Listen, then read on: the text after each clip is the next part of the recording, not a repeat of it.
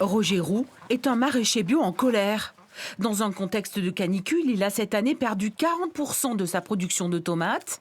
On a beaucoup de fleurs qui ont séché du fait de ces canicules à répétition en fait. Mais surtout, l'avenir lui paraît sombre depuis la promulgation de la loi d'urgence pour la protection et la souveraineté agricole.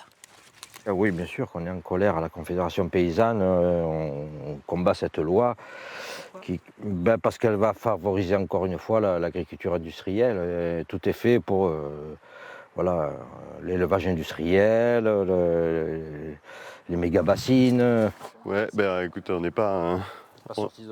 Son voisin est éleveur de poules bio et lui ne comprend pas. Le texte de loi avec 55 articles prévoit notamment de faciliter l'installation d'élevages industriels. Ils réduisent les normes pour qu'on puisse construire de plus gros bâtiments. Nous, le problème qu'on a, c'est justement sur les petites fermes, on se retrouve avec les mêmes normes qu'eux, les mêmes normes que les industriels, avec pas du tout les moyens de les appliquer. C'est la fin du petit producteur, mais c'est aussi peut-être la fin du gros producteur. Là, avec la canicule, il y a des baisses de production, des calibres d'œufs plus petits. Ils sont endettés sur des millions d'euros. Les marges se réduisent. Allez savoir qu'est-ce qui va advenir de ces gros producteurs.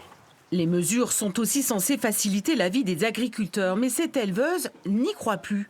Elle se dit submergée par la paperasse. Exemple, elle peut débroussailler des terrains privés avec ses chèvres, mais il faut faire signer à chaque propriétaire un contrat. Si je ne peux pas présenter au service de l'État un document m'autorisant formellement l'accès à cette parcelle privée, alors je ne toucherai plus de subventions dessus. Je ferai le travail, mais je ne serai plus subventionnée pour le travail que je fais. La Confédération paysanne reste mobilisée et promet des actions dès la rentrée.